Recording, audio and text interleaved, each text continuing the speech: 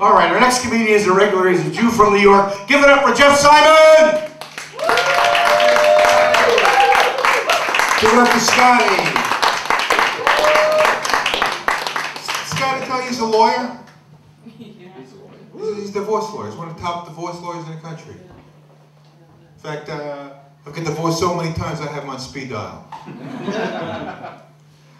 Yeah, let's see, debate, yeah, I got pulled over by a cop this morning for talking on my cell phone on the way to work. You believe this shit? This guy, my son called me, and he makes $500,000 a year. He won't lend me 5 fucking cents. But he called to tell me that his boss treats him like a piece of shit. You know that? You believe that $500,000? For $500,000, I need a piece of shit. I need a bowl of shit, you know? Like $500,000. And so someone told me the only way to beat the ticket is to be nice to the cop. You know, so the guy comes over to my window. I said, it's my fault. You know, I know what I did wrong.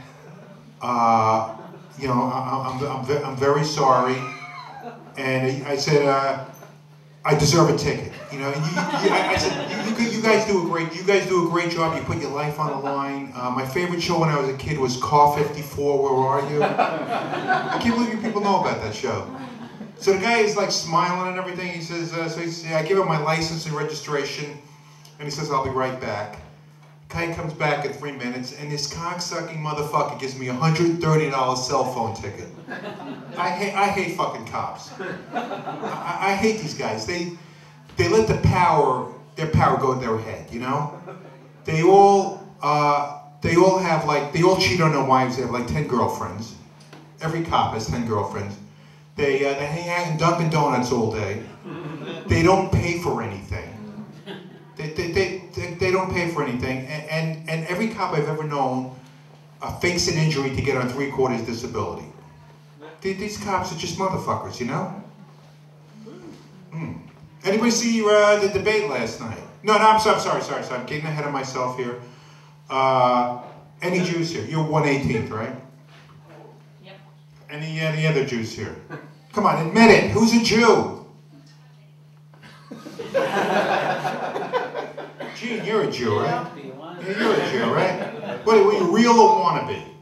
What's that? Were you real or wannabe? Wannabe. Yeah, me too. You know, a real Jew is someone who has a Mercedes, a Beamer, a Lexus, a summer house or season tickets to the Knicks or Rangers. You know, if you don't have any of those, you're a wannabe. I'm a wannabe. I had a few shots at it, you know, but I didn't invest in bowling alleys in the late 50s. And I got destroyed the dot-com bubbles in the 90s. And then there are also the Upper East Side Jew. I forget about that. The Upper East Side Jew, they have more money than God. I'm telling you, the richest people. I was talking to an Upper East Side Jew the other day. You know, they were also called the Bernie Madoff Jews. You know about them, right? Is anybody from this country here? The Bernie Madoff Jews. Anybody hear of Bernie Madoff? Yeah. Okay. Yeah. So.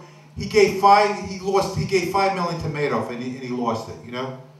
And he said this guy, he was worried. He would get worried every time he'd get his monthly statement. It was handwritten on a hot dog wrapper. It would say, "You're up 20%. Love Bernie," with a smiley sticker. Not fucking real. Let's see, debate and yeah. Anybody watch the debate? Nobody watched the fucking debate besides Gene? What the fuck is going on here? Every Jew I spoke to today said Obama won the debate, which he did, but they said he won the last debate, Biden won the debate. Every Jew is a liberal Democrat. Every Jew is a liberal Democrat. You know, whenever I go to synagogue, it's like going to, it's like being at a Democratic Party fundraiser. It's been like a different, you know, and I tell you, the liberals are, any liberals here? Liberals, you know, they're getting a little, I'm not saying they're panicking yet, but Chris Matthews, after the first debate, he applied for a job at Fox News Channel, and Rachel Maddow has been, since that debate, has been having sex with guys. Because in case Obama loses, she wants to, she wants to know what it's like to have sex with guys. I got divorced 12 years ago. It's impossible meeting women. You guys, you're lucky. You guys, be nice to these women. It's impossible meeting women. The best time to meet a woman is when her husband dies. I'm talking the day of the funeral.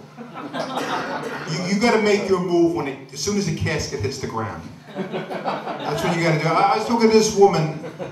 The funeral was the day before, and she's on dating websites. She went to a singles bar the day of the funeral, and then she won't go out with guys until the 5th date, and she'd rather date her friends anyway. I got to this woman too late. The day after, as soon as that casket goes in the ground, you gotta, it's not fucking real, And then I was in a bar the other night, and I like to know, every time a guy is with a hot-looking woman, he's got to rub her ass the whole night. I mean, do you do that? Or, what do they do that? Well, what does a guy have to rub a woman's ass the whole night? Is he that turned on by it, or is he letting other guys know, stay away from this ass, Is that what it is? Insecurity. It's what? Insecurity. Yeah, okay. And then, how about, any translators here? Are there any? Insecurity. And women, do you like getting your ass rubbed all night? I mean, do you? Yeah. You do. For 3 hours getting your ass rubbed? Come on. At some point, do you feel like you're an object or what? Yeah, thank you. Well, everybody's different. And then, then I was in this bar, and let's see, I was in this bar, and this woman, I met there was this woman that had this, I was going to say, this woman had this, I made accidental eye contact with this woman, and she leaves her boyfriend, expects me to come over and talk to her, I mean, there's no way I'm getting involved with a woman I'm not attracted to, The last time I did that, it was torture, Had to take 2 Viagras, 10 lines of cocaine, half a bottle of Jack Daniels. I mean, it was unbelievable. And then when I was in this bar, there was this woman who might have been hot like 20 years ago, but she still had that swagger like she was still hot, I felt like going up to this woman and say, lose the swagger, bitch, you're not hot anymore, I mean, you had your day in the sun, and you blew it because you're still going to bars, And the last time I picked up a woman at a bar was 2 years ago. In fact, the woman came up to me. She says, "Are you Captain Sully Sullenberger?" You people know who that is? He's the guy that did that miracle landing on the Hudson, saved 160 lives. I said, yeah, just call me Sully, I tell you, there is nothing like fucking a woman who thinks you're God, Really, it's... Any black guys here? Probably not. Black guys, you could have your 10-inch cock. I'll take Miracle Landing on a Hudson any day of the week. All right, and I'm a pharmacist. I work for Rite Aid. Anybody go to Rite Aid here? Nobody goes to Rite Aid? Thanks. Is that a sympathy applause, or do you really go there? Yeah, good. I've been getting a lot of fight with customers lately. Getting a lot of fights because this lady comes in and to pick up her medicine. I tell her it's $100. Her insurance didn't work. And she goes, well, it worked last month. She says, well, it worked last month. How could you say something like that? Oh, I don't mean to disparage women, but only a woman would say something like that, I always have a problem in this place. Do you believe this?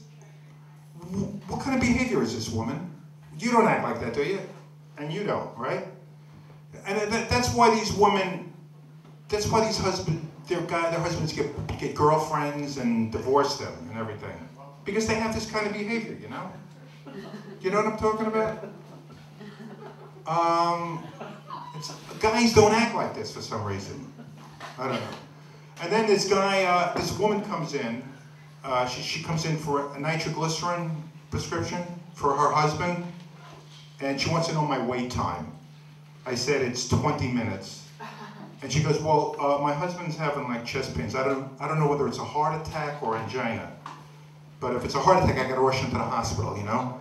So she says, can you do it sooner than 20 minutes? And I said, look, my tech called out, the phone's ringing off the hook, 20 minutes. 20 minutes is a stretch, you know?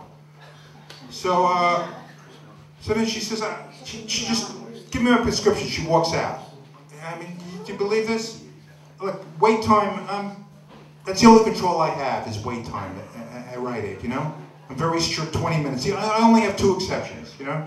If the woman is hot, it's 1 minute. It's a 1 minute wait time. And if you have a gun sticking out of your waistband, it's 30 seconds. I mean, people understand, right? And this lady calls me up the other day, a real simple woman. She wants to know if she can have a glass of wine with dinner. I said, what are you on? She goes, OxyContin, Vicodin, Xanax, Tramadol. I said, stop. Lady, you're just better off on heroin at this point. And this lady brings in a bag of blow. Does everybody know what that is? Blow? Woo! That's cocaine. And she wants to know what it is. I mean, how stupid can you get? I told her it was sweet and low. You know, I offered her $400 for it. Do you believe this woman wouldn't take the $400? What does she think she's going to get for a bag of sweet and low? And then this woman comes in with some pills she found in her 9-year-old's jacket pocket. You know, and she wants to know what they were. They were OxyContin. You know what that is, right? Gene, you believe this? OxyContin in the 9-year-old's jacket pocket? I mean, why have kids if you're going to have, the 9-year-old's going to be on OxyContin, you know? Right? Anybody have kids here? I guess not. My kids didn't become drug addicts until they were 13 to 14, you know? And I always tell my kids, if you're going to buy drugs on the street, let me match the price, you know? Do I have any time left, Scott? 1 minute, yeah. And I tell you, every gay guy in Manhattan was in Rite Aid yesterday. Any gay guys here? Woo! Well, we had a sale on Bounty paper towels. Why is gay guys so loyal to Bounty? I don't know what it is. And how many rolls do you need to clean up your mess, you know? God, I mean, it was every gay guy was in Rite Aid yesterday. And then I had to cover the store in Jersey. Anybody here in New Jersey here? Or across the Hudson River? And the regular pharmacist called out, was out sick. His name was Vic, and all the people wanted to speak to Vic, especially the old ladies. They go, I need to speak to Vic. I want Vic. After about 3 hours, I couldn't take it anymore. So I said, some lady called up and says, is Dr. Vic in? I said, no, Vic died in a fiery car crash this morning. Can I help you? She said, yeah. I said, well, what's the difference between geriatrics and brand name? I said, do you mean generics and brand name, you dumb bitch? And she goes, yes. I said, well, generics and brands are the same thing. You know, same quality, same, and you save a lot of money by getting brand, right? Save a lot of money. I said, fuck you, and I'm sorry. I said, this, you know, the only exception I make is if a medication is prescribed for me or my family, then I requested the brand name. I mean, does that answer your question, you dumb bitch? She goes, yes. Thank you very much. And, you know, so you people, generics are just as good as brand, you know? What can I tell you? All right, I'm going to give you back to this great Scotty. All right, keep that applause going. Come on, let's get some fucking lights in this place. Yeah. All right.